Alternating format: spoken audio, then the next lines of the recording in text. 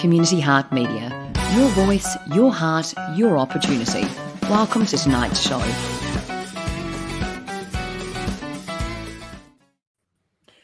Well, it's Community Heart Radio here again on 98.9 Northwest FM. G'day, it's 98.9 Northwest FM, and we're on Community Heart Radio here, and it's great to be here sort of following Anzac Day. We've got the Anzac Day show, so it's a big show tonight. And, I'll tell you what a day yesterday it was, Anzac Day, and we've got some great guests tonight. They're going to sort of relive Anzac Day a bit, and Julio was reminded yesterday that Anzac Day is not just about war, it's also about peacekeeping. Correct, yes. Anzac has a big meaning. It used to have one single meaning, but it's moved across quite a lot, and probably our guests will explain a bit more of that to us. But yes, it was a good day of remembrance, a good day of give commemoration for the troops who are actually doing something, and for everybody that's actually impacts Anzac. Well, just for the record, Julio, why don't you just tell us what your military service was all about? Well, pretty much I served the Australian military for 16 years in the Navy, and did some also reconnaissance work with the Army. And basically, that's my career, spanning for a few areas and starting in the 90s and working the in 2000s. And, great stuff, Julio. We're here to acknowledge your service as well. And Kelly, good to see you here. And Anzac Day, any special things attached to Anzac Day for you? Yeah, definitely. And I'm keen to hear and introduce our guest tonight. For me, I heard a perfect piece on another radio show yesterday, actually, and it introduced a woman who was a refugee status from Afghanistan, and her husband had served in the war, had actually gone over to New Zealand where they sought refugee status, and she said she went there and she felt at peace because she actually felt accepted for being from a different culture, from the colour of her skin, and for actually having a roof over her head and food to eat. And I thought, wow, that's such a strong short story to share to all of us, like you're saying about that peacekeeping, and that those things that we may take for granted. And so her husband was actually coming to Australia to be in the Anzac Parade yesterday. So it was really interesting. Well, we do have two great guests tonight for our Anzac Day show, James and Peter. Great to have you both here. And James, firstly, going to you, mate. Why don't you tell us who you are and a bit about yourself and your history in the service? Kia ora whānau, e te iwi e, tēnā koutou katoa. It's just a small greeting to our listeners out there, and to acknowledge the radio station for allowing us to speak on behalf of all veterans that are here with us today and those who have fallen. I'm a community member based here in Melbourne. I've been in Australia for 20 years, married a lovely Australian woman, and my military career has been pretty much the same as Julio, 17 years New Zealand Army infantry, travelled across the world, but I spent 3 years significantly in Singapore, Southeast Asia from 1986 to 1989. And those were my time overseas. But before that, or even after that, I did a lot of training towards helping our troops go to Bosnia in 94 and helping our troops go to East Timor in 99. And I retired in the service in 2002. And I made a new life here in Australia in 2003.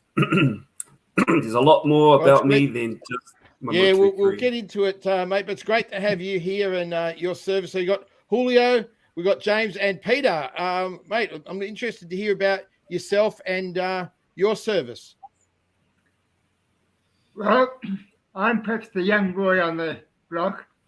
I only had 4 years in the service, and that wasn't really by choice. I just happened to have the wrong birthday and got pulled out of the hat. You are serving. However, like James, I got caught up in the New Zealand system because I'm also another Kiwi. Wow. There you go. Well, it's a takeover bid, as you probably noticed. Yes. Yeah. My main trade I was on the Royal Signals in New Zealand, which were regarded a little bit as the Brooklyn boys, tend to be those from an academic background rather than otherwise. In my service side, I didn't see active service as most have, but I did see active service in another way, that I got hauled off to Vietnam for a week. Wow. And I was flown in, did my thing, and flown out. Now, if I told you exactly what I was doing, I have to shoot you. It was my security. Oh, wow. Did So I you have see a bit of much of history yourself. Vietnam? No. Did I get a chance to see much of Vietnam? No. From the time I got on the plane initially in Christchurch in New Zealand to the time I got back off again, I had 2 armed MPs, one each side of me. I had to behave myself, but they made sure other people behaved themselves too. Slightly different from the usual catch-up. While I was there, didn't meet many other New Zealanders, or for that matter, Australians. But the Yanks were everywhere. I'm not sure exactly where they put me. We landed at some place, wheeled across a couple of 100 metres to a chopper, into the chopper, and flown off somewhere else. In the middle of the bloody night, pardon me. So where was I? I haven't got a clue. But I guess one of the things I have found, and it's more so over the last few years, my father served in World War II in the Battle of Crete. And I made quite a study of what happened then, because most of the guys there shut up about it. My father did tell me bits and pieces, only every now and again, just little snippets here, like a jigsaw puzzle. And over the years, I built up what he did, what happened to him, and what happened on Crete. In fact, this time next week, I will be in Crete to pay respect to the Battle of Crete, which is coming up in mid-May. I have found by doing that kind of research, it's very closely allied to Anzac, that the Australians and New Zealanders went in there to a country they didn't know to help that country defend itself. It was a bit of a mess, unfortunately. Hitler dropped far too many people in, and just generally a disaster. But I have found that the Anzac spirit has been very alive over there. And almost to an embarrassing, they find out I'm a Kiwi from Australia. I got it both ways. And I really get looked after. It's a generational thing passed down, that my parents came and helped your parents, so now they look after me.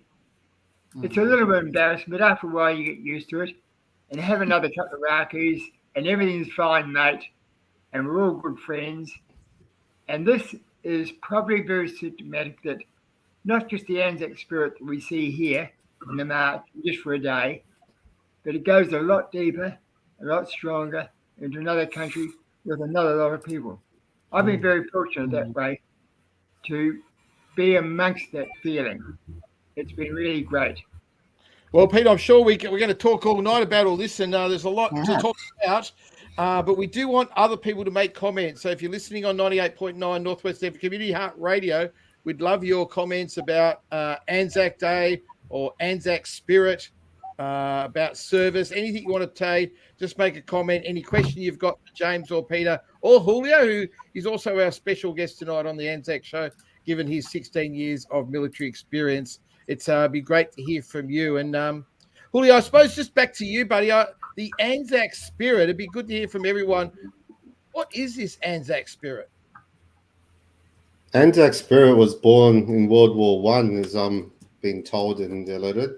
And it's basically a formation of the Australian and New Zealand troops that actually ended up in a beach to pretty much give their lives to and fight like I usually do. And throughout all history, Australia and New Zealand have pretty much been brothers in arms in warfare, and it's pretty much an outstanding achievement, two nations, in the way they've handled this affair. We've been called many times out there, and in peace and in full-time war, we've actually done pretty well. But the actual Anzac is World War One. It's the and James, do you feel like we're brothers in arms, you and me, mate, James? And if we went to war together, mate, we're sort of one.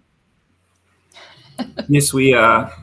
We are one for that same purpose of defending our country as a combined nation, Australia and New Zealand. So even though I love my wife, I love all Australia, there's that little bit of rivalry, which is always good to have, especially when we travel overseas. You have a lot of Australians and a lot of Kiwis. We get together and say, "G'day, mate." They say, "Oh, bro," and it goes, "Oh, mate." So you get two of them getting together. At the end of the day, there's that Anzac spirit.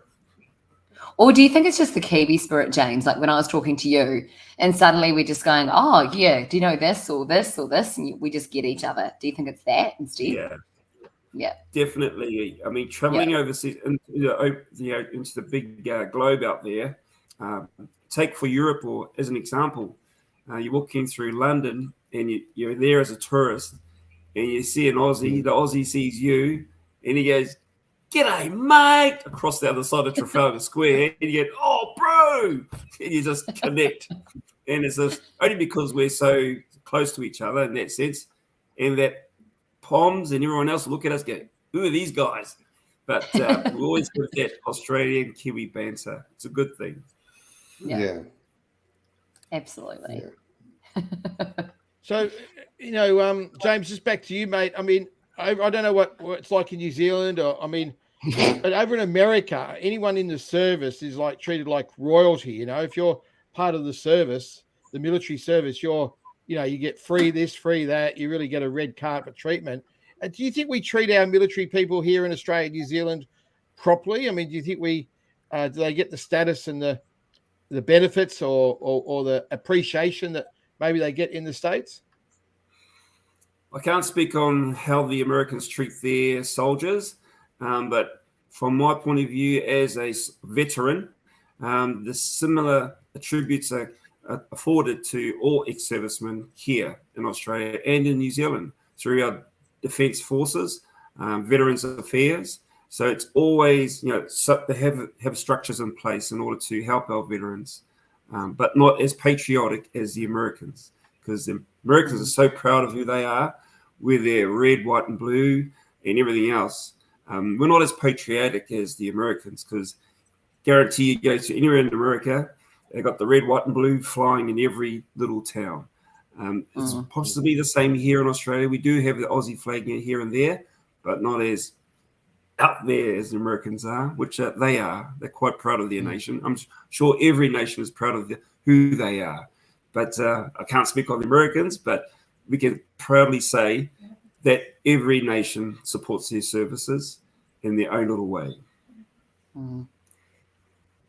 Yeah, Peter, what did you do on Anzac Day, mate? Run us through your day.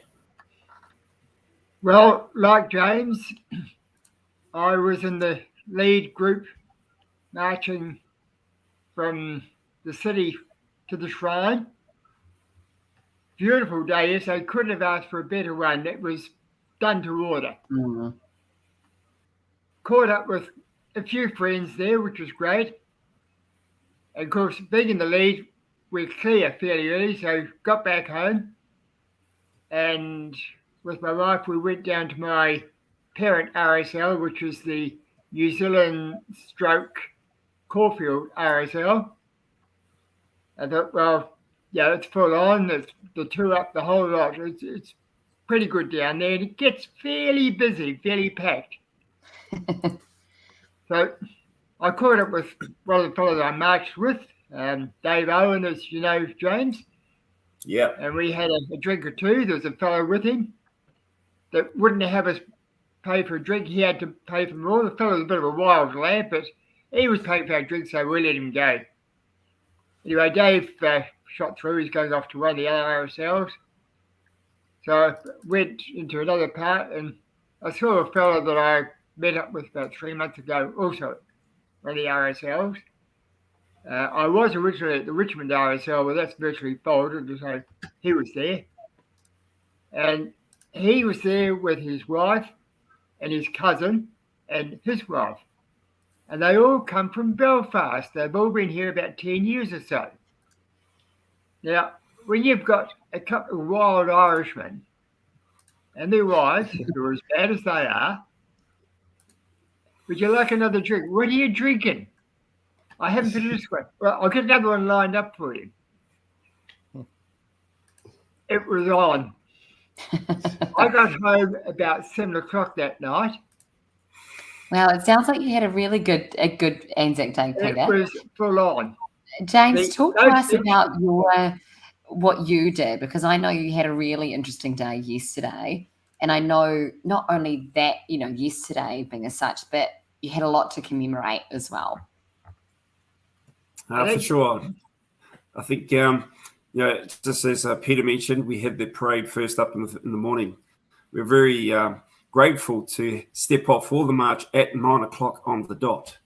And that's the best thing, being at the front of the parade. Unfortunately, everybody else is way at the back. And some of them don't step off till 11 o'clock, like 2 hours later. So we're very fortunate to be up the front of the parade, behind the state officials, and then us, the New Zealand sub-branch of Victoria RSL.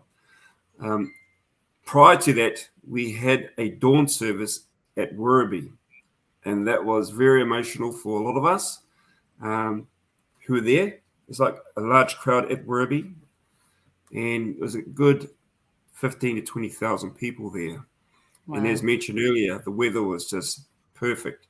It was just on dawn, and the sound of the bugle is very emotional.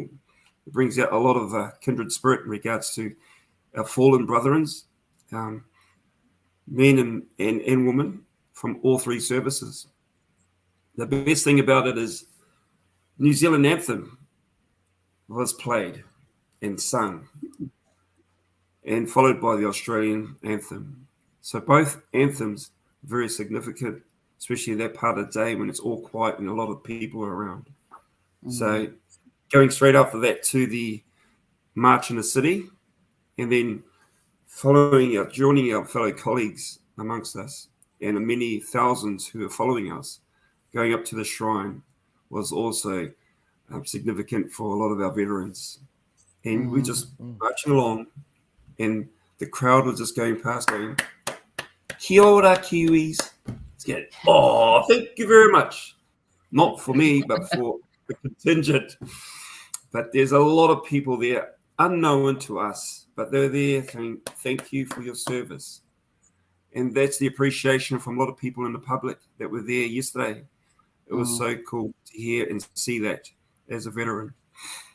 But at the end of that, James, I went to the FCG, had 95,000 people at the G, and we had the New Zealand anthem sung and the Australian one sung, and it was a pretty moving sort of ceremony there in front of 95,000 people at the footy game. We don't want to talk about the score, but it was an amazing day. And Julio, you went to the Richmond game the night before, yeah? Was that moving as well? Yeah, Richmond lost. Julio's on. Yeah, Richmond lost, and Julio's on mute, but we can't hear you, Julio. But Essendon lost as well. So I don't know what this Anzac Day spirit is for Essendon. Certainly didn't have it in the last quarter, and Richmond didn't have it for the whole game, Julio. No, Richmond did pretty well until the last three-quarter time, and basically the totally got defeated after that. So the game was great. The atmosphere was fantastic, Mark. It was an amazing night on Monday night. But yeah, I really enjoyed it. And you can tell people are just out there to celebrate this event and give their homage. Exactly. No, it was an absolutely perfect day. And I was just going to say, James, you at the parade, I was there as well, and perfect day. huge crowds. Who else was at the parade with you? And I know you were there for a different reason as well. Talk to us a bit about that. I think having the presidents, the past presidents of the RSL present as well, and we also had amongst our small contingent of veterans, the regular force cadets. These are gentlemen who have now retired but have served duty overseas, and they're in areas such as Bosnia, East Timor, and Afghanistan of recent. Most of our Kiwi veterans who do arrive in New Zealand, arrive here in Australia, they come here wherever they reside. They go to their local RSL, and that's their home base for their duration or their journey here in Australia. So not many of our veterans do come into the city to, connect with our RSL, the NZ RSL, because they prefer to stay local in their area. And most of our modern veterans, they don't go into the community because once they leave the service, they leave that behind. And the only one day of the year that they do get together is Anzac Day. And that's the only time, like many veterans, will get together and have a solemn moment to remember their fallen comrades and many of those who are passed. They're not into, let's go to this RSL, let's go to that RSL. It's only where they can and when they can. Yeah, exactly. And for any of our listeners out there, we're keen to hear what you did on Anzac Day as well. To our viewers and listeners, keen to hear from anyone, what does Anzac Day mean to you, and how did you celebrate it, and what does it mean to you? Julio and James and Peter, you've all served. What does it mean to you individually?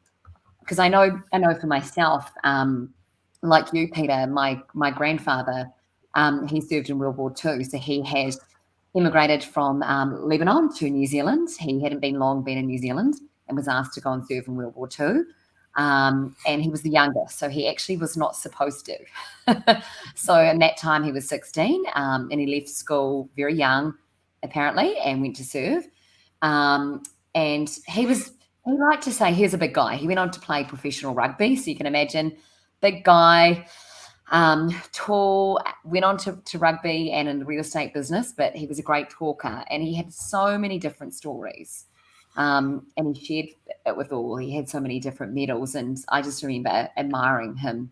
So, yeah, just keen to hear from all of you, Julio and James and Peter. What does it mean to you, and what was it like to serve?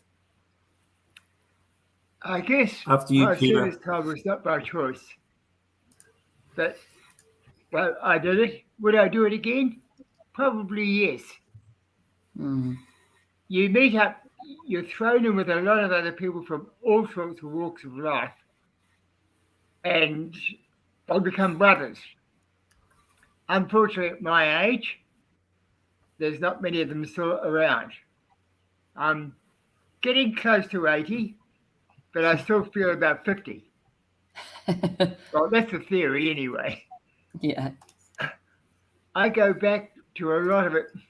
I remember as a small child, probably 6 or 7, going to Logan Park in Dunedin, where they used to have an Anzac march with my parents. And I was always impressed, whoever led the march, they were the Boer War veterans. And it wasn't 1 or 2. There was columns of them. Well, obviously they're well gone now. Then there was World War I, and that there was a lot of them. And World War II just filled the rest out, left, right, and centre. Then there was the Korean War, and that was the lot of them, because the Korean War was still in progress when they were going on. I look back, I can still see the pictures of those guys that were marching then, of various ages. And you could see on their face what they'd been through. And that is probably ingrained in me. I've been brought up with Dad's story. Dad had very severe PTSD, Oh, and wow. that caused a lot of problems. He was on 110% disability as a result from the veterans body in New Zealand. And yeah, life wasn't easy, but Mm. I could see with a lot of people, a lot of the, I would call it pain, but it's not pain alone. It's the life-shattering events that come through. And Anzac Day brings a lot of those out. Now, it's very interesting. In New Zealand, it's very noticeable that it tends to be a lot of sorrow there. Okay. Whereas here in Australia, it's a little bit more rejoicing that, Yeah. thanks, guys, we appreciate it, and we'll have a beer on that. Slightly different attitude, but then again, with some of them, and I've met people older than myself who did serve from Australia, and they talk about it, then they stop. They said, no, that's enough. I can't talk anymore about it. Wow. Because it brings back the rough side of it. Mm. Fortunately, I haven't been involved with that rough side, but I've been alongside so many people who have, and I've been able to feel, I guess, for them. Anzac Day brings a lot of that back. I think I handle it moderately well, but I've become very cognizant of what Anzac Day really is. The guys that suffered, and there are guys still suffering, even Afghanistan at the moment. There's guys from Afghanistan, honestly, they are totally lost. Absolutely, totally lost. And it's a Yeah, I was huge going to ask, topic, sorry, isn't it? Kel, I was just going to ask James, as he's watching the TV, and obviously Anzac Day brings it all back, as Peter was saying, but what is, the war that's happening in Sudan, the war that's happening in Ukraine, all the talk of war, how does that make you feel as someone that's sort of been involved in war or service and that for so many years? I think, again, it's a political issue, but how I feel about it, how it's going to affect me directly or any one of us within the community here directly. How is it going to affect us directly? Yes, it may have some direct effect with the amount of, troublesome youth in the streets who are from Sudan. So is that affecting us, the war in Sudan? Yes, it may have. So we don't know if it, for me as a veteran, what I can do is help the community here. Being a prison officer in Corrections Victoria, that's what I do full time. So to help the youth on the streets today is something I can do to assist them. But as a veteran, yes, it's unfortunate for those nations and what they're going through. Julio, what about for you? You've served for a long time yourself, and now you're in a completely different field like James. What is it like for you? And, Peter touched on a topic, PTSD, that back in my grandfather's day, for example, it wouldn't have existed, or it existed, but no one sort of knew about it. What's it like for you, like yesterday and seeing now many youth, as James touched on? Yeah, Tom, war has always been a sad option to take, no matter how you look at it with any country. The three on top here are pretty much surviving members of a small group of brothers that pretty much went through or saw what the conditions can be like in wartime situation. That won't change if we go to war every single time. That's why I view it. And it's just we're lucky to see that no country has gone to the levels that they have during World War I or World War II and taken on each other in those measures where you're killing hundreds and millions of people for a justification of land grabbing, basically. That's why I view it. And in the case of why I joined and the belief that I had, when I first joined, I had very little knowledge about Anzacs and what it meant to be. And my reasons for joining was I just thought it was a good idea to join the military, and I really love the fact that my uncles and stuff were part of the military overseas in different countries, like in Chile. So they sort of pushed me in that direction. When I joined, very quickly I learned the brotherhood that you get in the Navy, in the Air Force, and in the Army. Each different, and each internally will fight each other to the death between. But yes, that's why I viewed it. In true fact, pretty much in Australia itself, more than 500,000 troops have served and are serving in ADF, and also 84,000 are serving members here in Australia. And we have just put that back up there again, because there's 400,000 former ones, mate. So yes, it's amazing, isn't it? Yeah. So and then the numbers scale, it's over 100,000 were lost in war times, and you can pretty much count that 8 times greater for the other troops that are going during the wars and the conditions they went through. So when it's you a sad. break that down, it shows that almost like 1 in 5 of us would either know someone who has fought or who has served, correct? Would that be right? Yeah, correct. Yeah. So Yeah. Wow. James, talk to us about what you do with veterans in the community now. You know, I know you are a very well-known community member. I know that. I've spoken to quite a few people who know you. Talk to us about what you do now in the community. Okay, I'm a founding president, or co-founding president with the Wyndham Community Guardians. Our sole role is to engage with youth of all ethnicities within the Wyndham city area. It's very similar to the Victoria Māori Wardens, which is another not-for-profit organisation engaging with Māori and Pacifica Island youth on the street.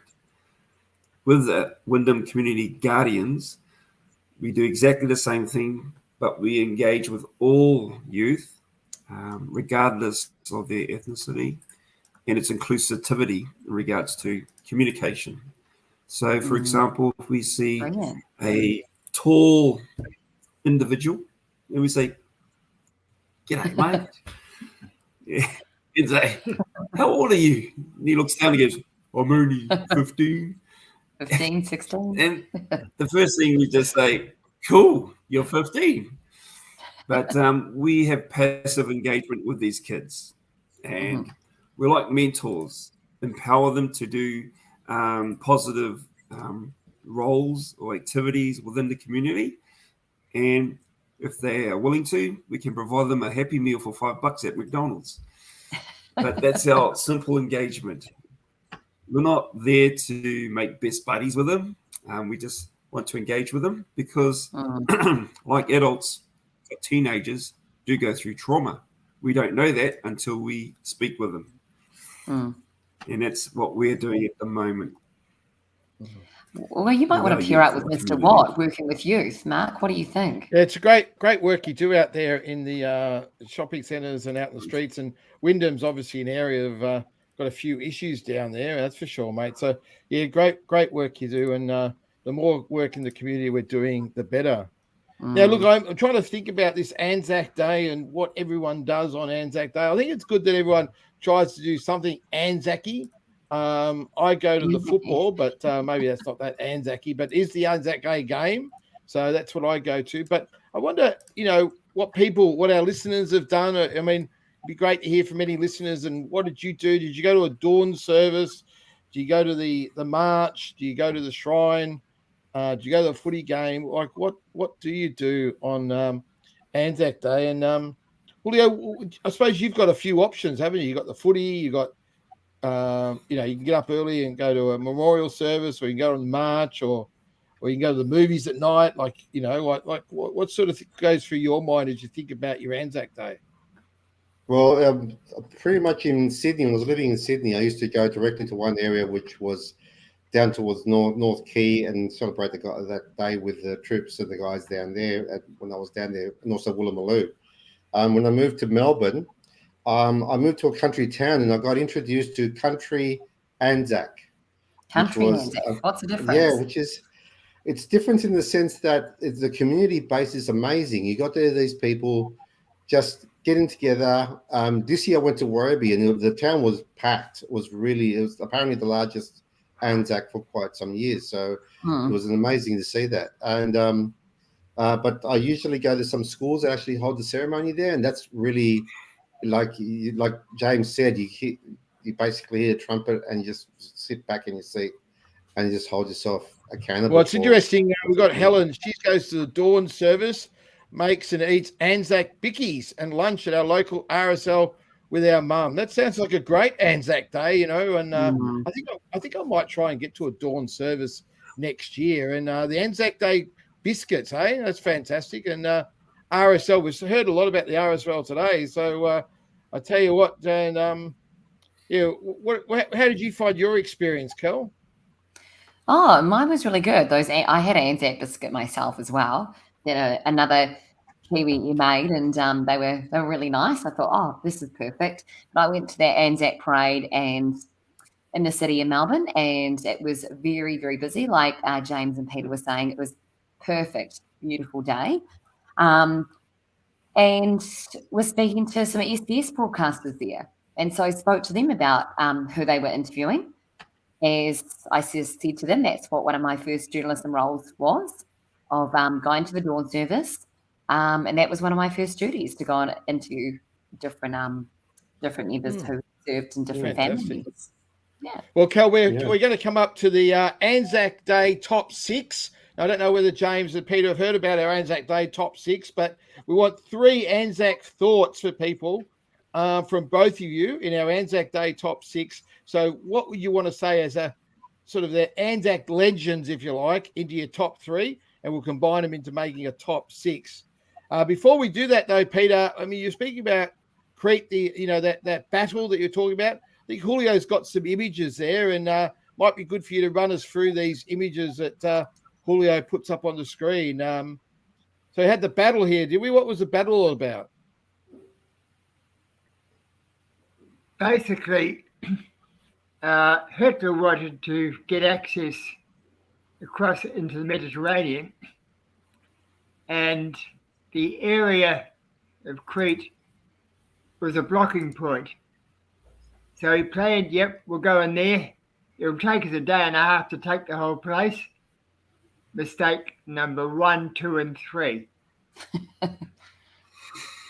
Unfortunately, he didn't realise that not only did he have the Greeks against him, although they did suffer a hell of a lot, but he also had the Aussies and the Kiwis.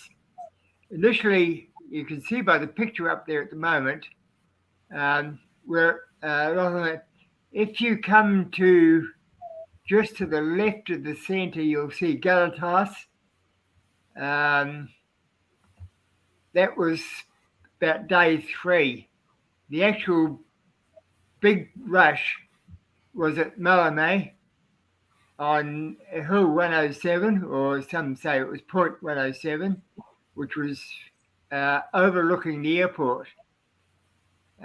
Also very close to the Tavernita's Bridge, which gave them an access way across the top of the island. It was on the main road. The bridge is still there, surprisingly enough, even today. But it's got a few holes in it.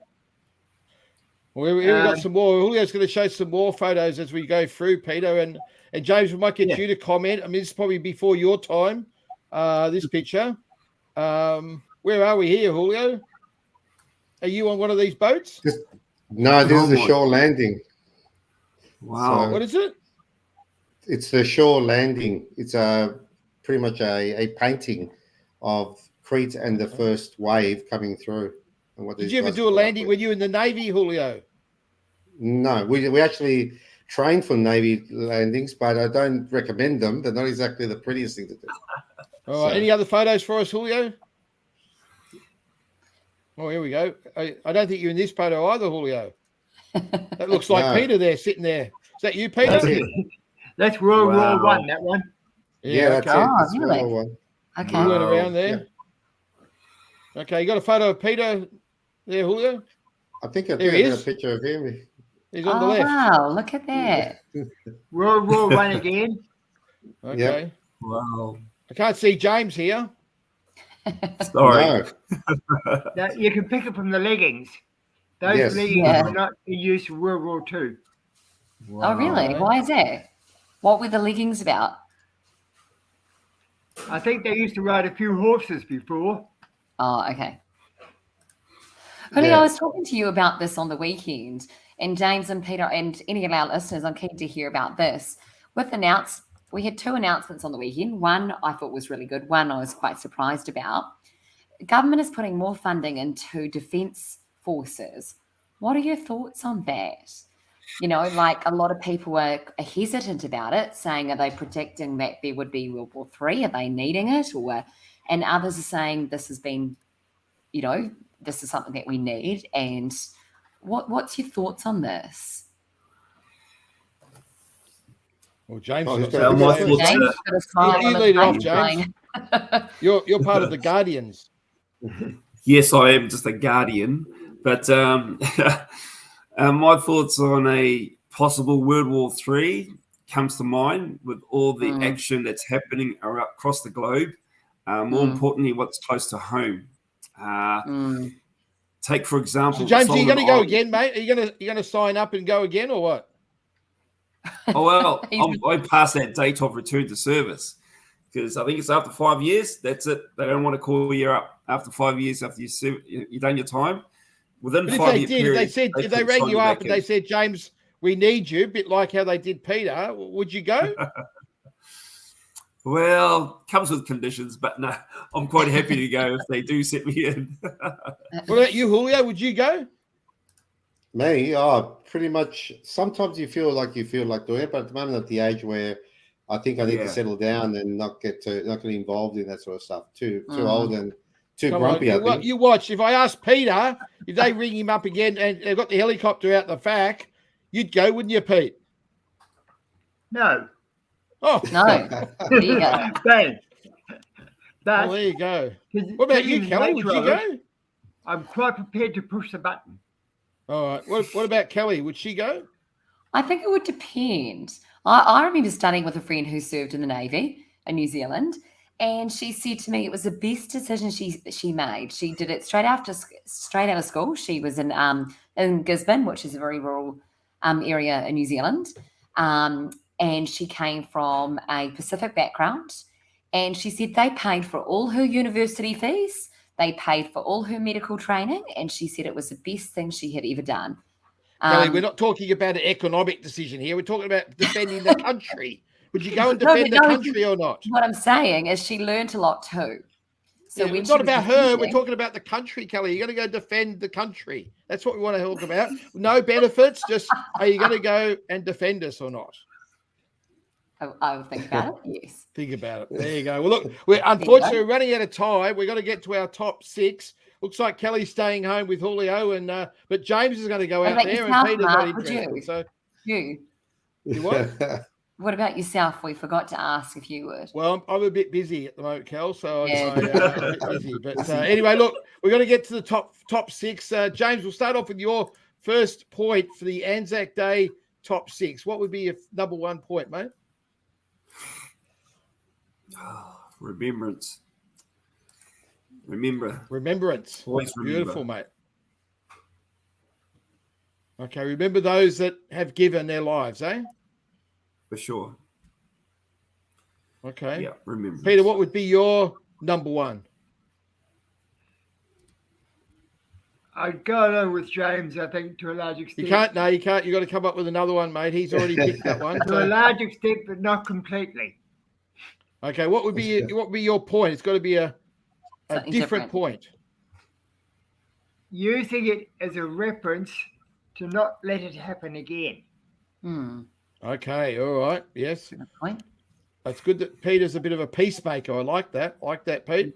What about you, James? What are your second one, mate? My second point would be comradeship. Comradeship. Very good. Very good. That's very important. Expand on that a bit as more, part of the- James. What do you mean by that? Expand on that for our Comradeship listeners. is meaning like the fellow soldier that you're fighting beside, and the person from another nation that is supporting your goal of what you're wanting, why you're there. So if you're in that mindset as a soldier, you're there, you're training, not training, operations, you have your fellow colleague beside you. He's watching your back, you're watching his back. And the platoon beside you, they're watching your back, and you're covering his back. At the end of the day, everyone's having that same goal. As a nation, it's comradeship. Or put in one big whole good point, the Anzacs.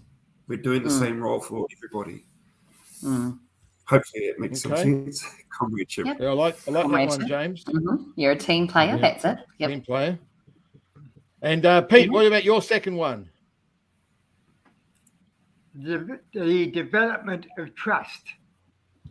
Trust. Okay. Trust in the fellow beside you. Trust in the fellow 100 yards away. And trust that the politicians don't jump off the wrong end of the stick. And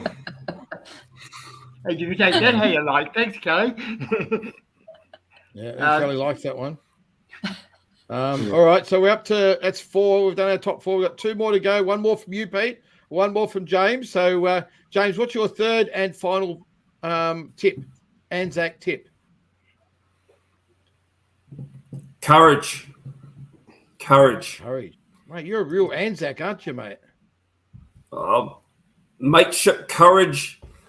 Courage is one because it gives you as an individual, building that confidence to go.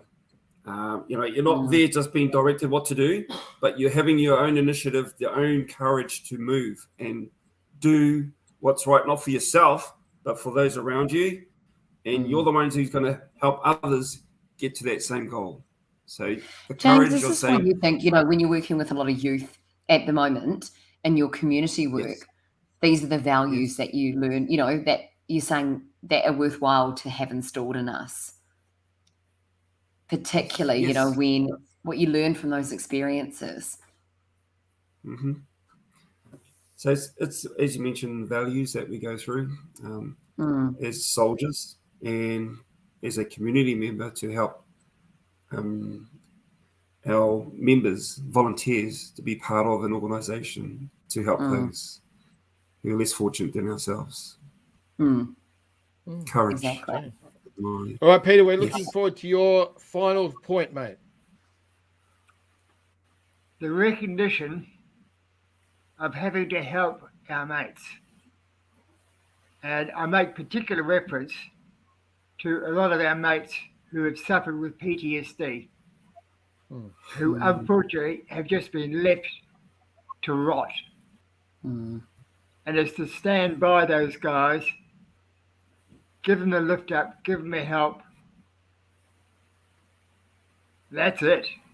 And Peter, I think that's a really important topic that you touch on. James and Julio, would you give any other advice to those who are wanting to enter the Defence Force or those who are served that help them through, what we now call PTSD? What has helped you? What has helped fellow servicemen and women? I think for me, for anyone wishing, the young members out there wishing to be part of the Defence Force, Australia or New Zealand, is go through the training is what you would do. Your pathway to become the seaman, the airman, the soldier, or wherever capacity you fit into, the Defence Force will look after you physically, mentally, emotionally. But always remember who you are from the day you started until the day you finish your career. Be positive to who you are. Try and remain the same person as you are. It's really hard to focus on moving with your career. But over time, you've got to check yourself every 18 months. Am I still the same person or have I changed?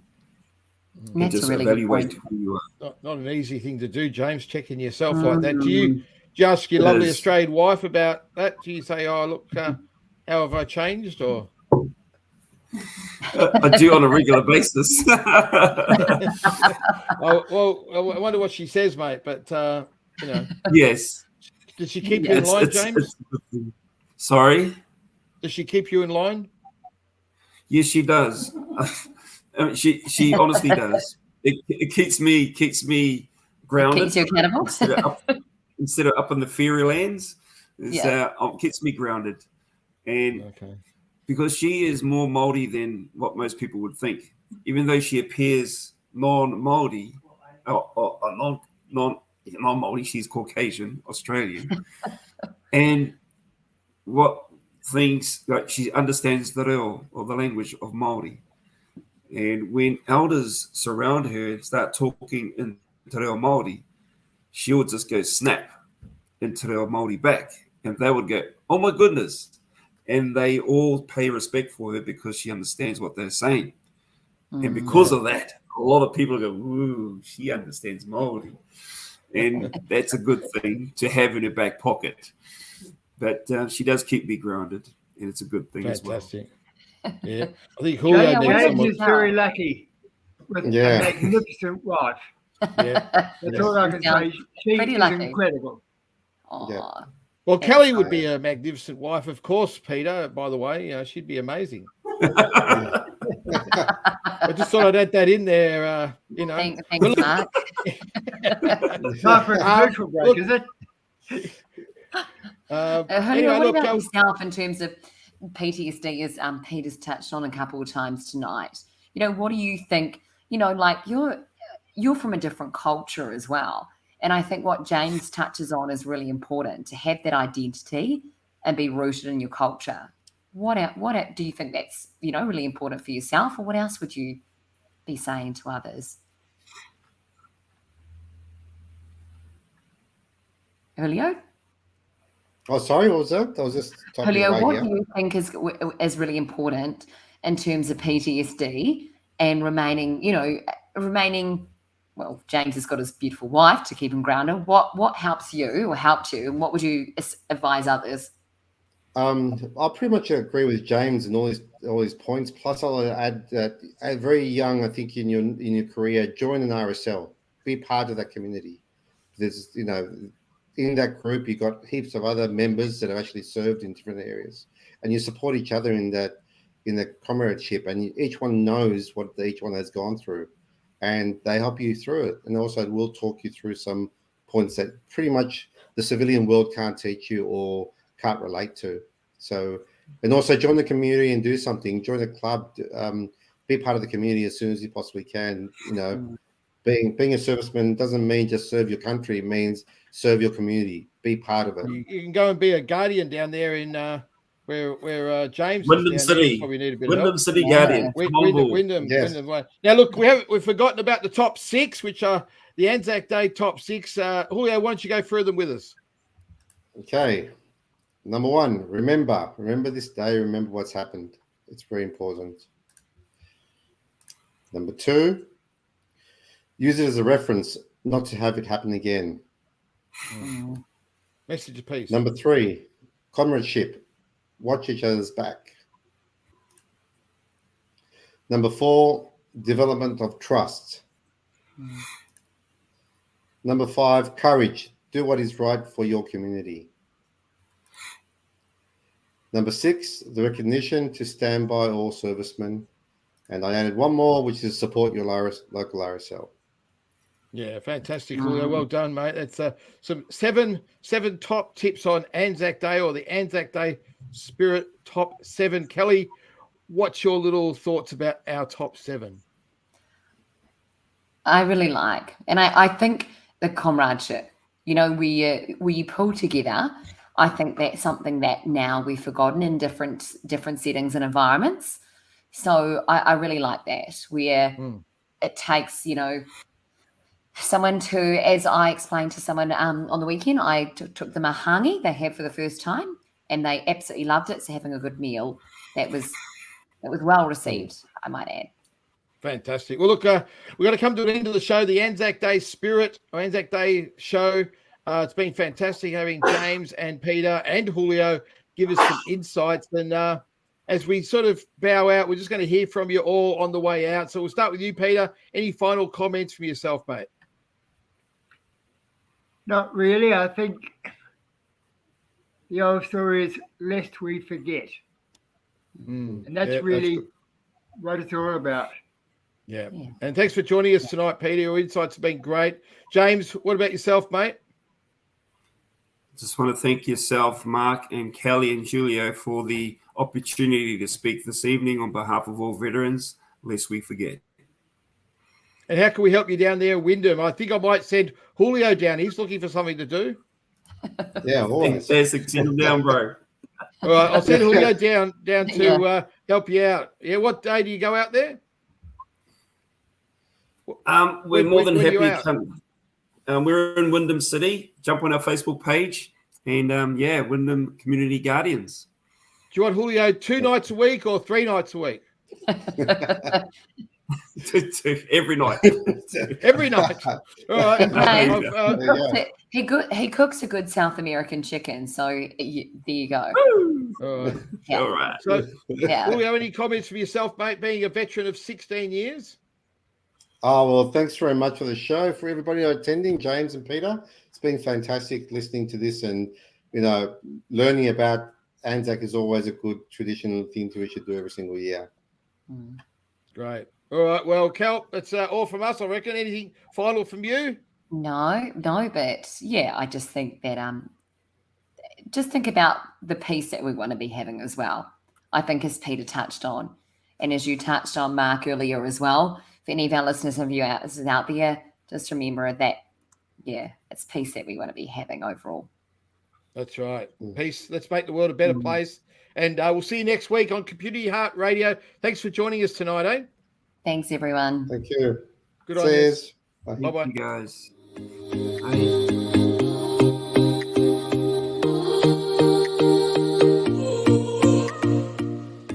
Thank you for joining us this evening.